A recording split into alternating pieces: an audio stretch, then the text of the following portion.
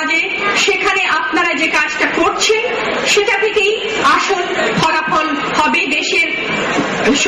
দেশের সমৃদ্ধি বাড়বে, আমাদের জাতির সম্মান বাড়বে আপনাদের কাজের দারুণ।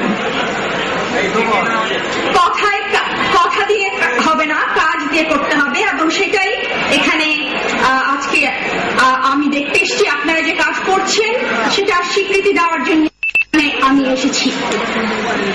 আমি একজন মানবাধিকার কর্মী, এবং মানবাধিকার বলতে কিন্তু সবসময় অধিকারটাই প্রথমে তুলে ধরা হয়, কিন্তু অধিকারের সঙ্গে সঙ্গে আছে দায়িত্ব, আছে কর্তব্য, এবং সেই দায়িত্ব এবং কর্তব্যটাকেই আপনারা বাস্তব করছেন। কারণ সেটাই যখন বাস্তব হবে তখনই কিন্তু অধিকার সাফল্য হয়। অধিকার আমাদেরকে অর্জন করতে হবে বলেছিলেন বদিউল আলম মজুমদার, এবং সেটা আমি একেবারেই সত্যিকার ভাবে বিশ্বাস করি। আর সেটা আপনারা প্রতিদিন আপনাদের প্রতিটি কাজের মধ্যে দেখছেন। আপনাদের এই 10ম পুনর্মিলন যে বছরে হচ্ছে, সেই বছরেই বাংলাদেশের 40তম বার্ষিকী, স্বাধীনতা বার্ষিকী। আমরা এই 40টা বছর স্বাধীন দেশে বাস করছি। এই 40টা বছর পর এখন যদি আমরা এক মুহূর্তের জন্য, আমি আপনাদেরকে বলবো, এক মুহূর্তের জন্য চিন্তা করুন, গণতন্ত্র বলতে আপনি কি বোঝেন, স্বাধীনতা বলতে আপনি কি বোঝেন, আপনার কাছে এই শব্দ দুটোর কি মূল্য? এই প্রশ্নটা আমি কয়েকজনকে করেছি। একজন বাস্তুহারা, ভিটাহীন একজনকে আমি এই প্রশ্ন করাতে উনি আমাকে বললেন, গণতন্ত্র আমার জন্য একটা কাপড়। আমার শরীরে যদি একটা কাপড়, আমি যদি লুঙ্গি পাই, আমার স্ত্রী যদি একটা শাড়ি পরতে পারে, তাহলেই আমি বুঝবো আমাদের গণতন্ত্র সাফল্য হয়েছে। উনি দিন মজুরি করেন। উনি বললেন, আমি যখন রাত্রে ঘুমাই তখন মনে হয় আমি খুব স্বাধীন, কিন্তু সকাল হলে যখন ঘুম ভেঙে যায় আমার স্বাধীনতা শেষ হয়ে যায়। কারণ আমি দিন মজুর, আমি কামলা করি, আমাকে যে যা বলে আমি সেটাই করি, আমার কোনো স্বাধীনতা নেই। আপনারা জানেন এরকম কথা আপনারা রোজই শুনছেন আপনাদের কাজে, এবং আপনারা চেষ্টা করছেন এইগুলো মানুষের জীবন বদলে দিতে, এবং সেটা যে কত মহান কাজ সেটা আমি আপনাদেরকে বলে বোঝাতে পারবো না, কারণ আপনারা সেটা প্রত্যেক দিন উপলব্ধি করছেন। তা নইলে আপনারা এত কষ্ট করে এত দূর থেকে এখানে আসতেন না। আমরা যারা ঢাকা থেকে আসছি, এই ঢাকা থেকে আশুলিয়া হয়ে আসতেই আমাদের অবস্থা কাহিনী। আর আপনারা অনেক দূর থেকে আসছেন, আপনারা রোজ রোজ আপনারা কিছু না কিছু কাজ করে আপনাদের সমাজকে, আপনাদের পরিবেশটাকে বদলাবার চেষ্টা করছেন। এটা আপনাদেরকে দেখে আমার মনে হচ্ছে যে আপনারা প্রত্যেকে কিন্তু একটা বিন্দু জল, বহু বহু বিন্দু থেকেই কিন্তু জোয়ার তৈরি হয়। আপনারা সেই রকম এক একটা বিন্দু, এক একটা জলের বিন্দু, এক একটা পানির বিন্দু, সেখান থেকেই সেই সব জড়ো হয়ে আপনারা একটা জোয়ার তৈরি করে আপনারা আমাদের সমাজে, আমাদের দেশে যেই সব জিনিস বদলানো দরকার সেটাকে আপনারা বদলে দিচ্ছেন। এর থেকে বড় আশা আর কিছুই হতে পারে না। এই জন্য আমি জানাই আপনাদেরকে আমার গভীর অভিনন্দন। গণতন্ত্র বলতে আমরা কি বুঝি? গণতন্ত্র বলতে অনেকে বলবেন নির্বাচিত সরকার, অনেকে বলবেন রাষ্ট্রীয় প্রতিষ্ঠান, অনেকে বলবেন সুশাসন, কিন্তু তার সঙ্গে সঙ্গে গণতন্ত্র বলতে আমরা বুঝি সুশীল সমাজ, আমরা বুঝি সাধারণ জনতা, সাধারণ জনতার কাজ করার স্বাধীনতা।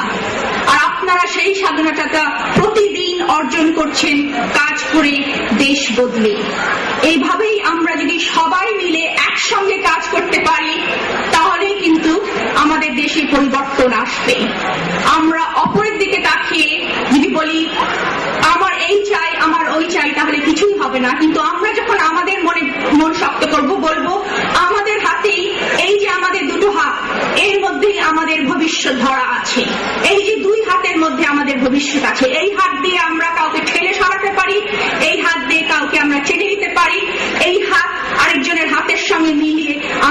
দেশের পরিবর্তন আনতে পারি।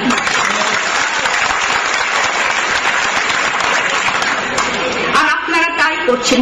ভেবে দেখুন, এখানে যারা আমরা আছি, আমরা সবাই লেখাপড়া জানি। আমরা যদি এক একজন আরেকটা, শুধু একটা মানুষকে যদি আমরা শিক্ষিত করতে পারি, লেখাপড়া শেখাতে পারি, তাহলেই ভেবে দেখুন আমরা এখানে কয়েক হাজার আছি, সঙ্গে সঙ্গে শিক্ষিত সংখ্যা ডাবল হয়ে যাবে। এভাবেই আমরা যদি একজন আরেকজনের জীবন বদলাতে পারি, তাহলেই কিন্তু আমাদের দেশ একেবারেই বদলে যেতে পারে।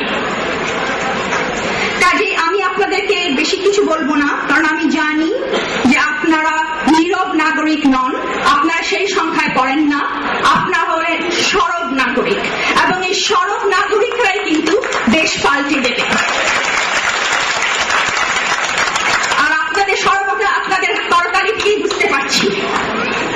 কাজে আমি বলবো যে এই যে হাত দুটো আছে, এই হাত দুটো তুলে ধরুন, কারণ এই হাতের মধ্যেই আমাদের ভবিষ্যৎ আছে, আমাদের ভবিষ্যৎ আছে। আপনারাই এই দুই হাত দিয়ে আপনারা আমাদের দেশটাকে বদলে দিচ্ছেন, বদলে দিতে পারবেন বলবো না, বদলে দিচ্ছেন। কারণ আপনারা প্রতিদিন কিন্তু যে কাজটা করছেন, আমি যে স্ক্রিনটা এখন দেখলাম, আমি বদিউল আলম মজুমদার ভাইয়ের কাছে আপনাদের অনেক কথা শুনেছি, আপনারা এখন নিজেদের কথা বলছেন, এটা আপনাদের অনুষ্ঠান, এখানে আপনারা কে কি করেছেন সেটাই একে অপরকে জানাচ্ছেন, এবং সেই থেকে আরো শক্তি গ্রহণ করে আপনারা ফিরে যাবেন কালকে আপনাদের আবার সেই কাজ করতে, এবং আগামী পুনর্মিলন যখন হবে তখন দেখবেন দেশটা আরেকটু বদলে গেছে। এইভাবে তিলে তিলে, বিন্দু বিন্দু করে আমরা আমাদের দেশটাকে বদলাচ্ছি।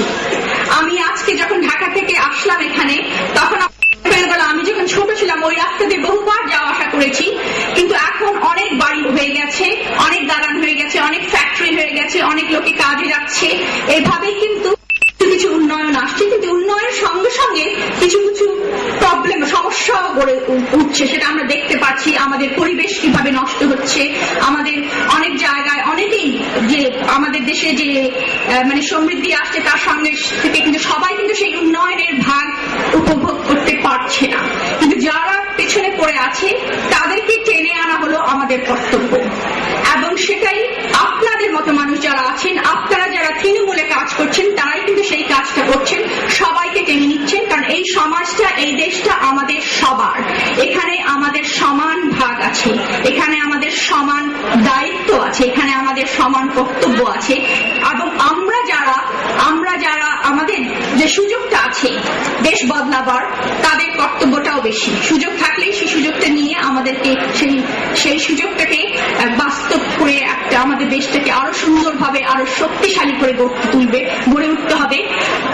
এই যারা 40 বছর আগের কথা আমরা বারে বারে বলি, 71-এ কি হয়েছিল, এখানে অনেকেই আছে যারা 71-এর পরে জন্ম হয়েছে, তাদের হয়তো সেই 71-এর কথা বারে বারে শুনে ভাবছে যে কেন আমরা বারে বারে ফিরে যাই 71-এ।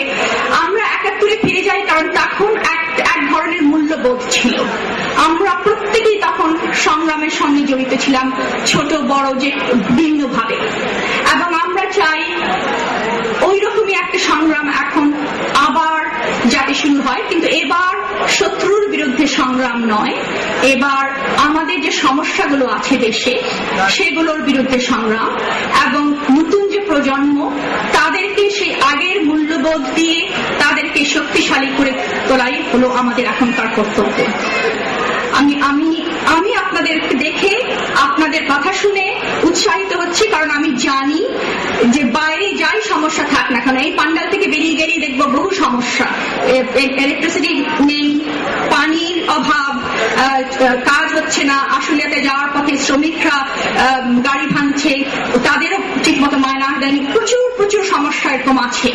কিন্তু আমি জানি যে এইখানে যে জড়ো আছে আপনাদের মনের বল, আপনাদের নির্ভরশীলতা, আত্মনির্ভরশীলতা গড়ে তোলার যে আকাঙ্ক্ষা এবং যে চেষ্টা এবং যে ফলাফল দেখা যাচ্ছে, আমি জানি যে তাতে বাইরে যে সমস্যাগুলো আছে সেগুলো খুবই তুচ্ছ, সেগুলোকে আমরা খুবই সহজভাবে সেগুলো থেকে উত্তীর্ণ হতে পারি আমরা যদি সবাই একসঙ্গে কাজ করি। কাজে আমি শেষ করার আগে শুধু বলবো, আপনারা আপনাদের দুটো হাত তুলুন, কারণ এই দুই হাতের মধ্যেই কিন্তু আমাদের ভবিষ্যৎ, আমাদের দেশের ভবিষ্যৎ তৈরি হবে এই দুই হাত দিয়ে।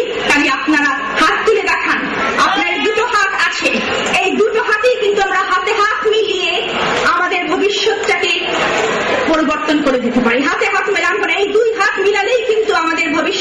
বদলে যাবে। ধন্যবাদ।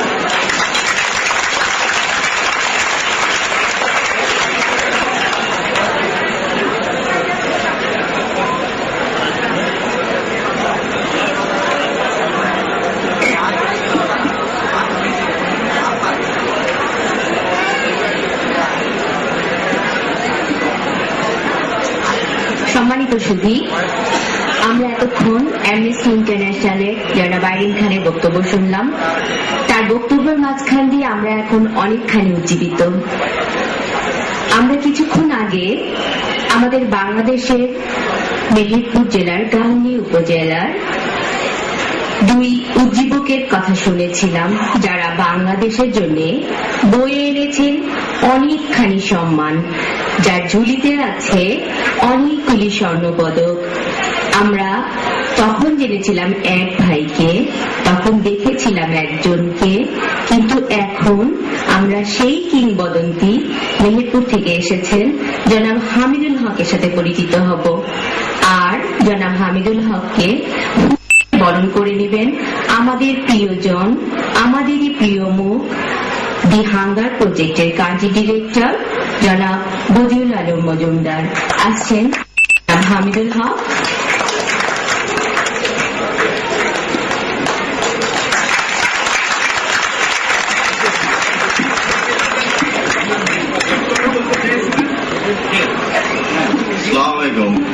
আমি বলতে চাইছিলাম স্যারের কাছে যে স্যারের হাসি মুখটা এসে দেখার পরে বা এই ফুল দেওয়ার পরে আমি সাউথ এশিয়ান গেমসে গোল্ড পাওয়ার পরে যে আনন্দটা পেয়েছি, প্লাস আমি হাঙ্গার কোম্পানি একজন মানে প্রজেক্টের একজন সদস্য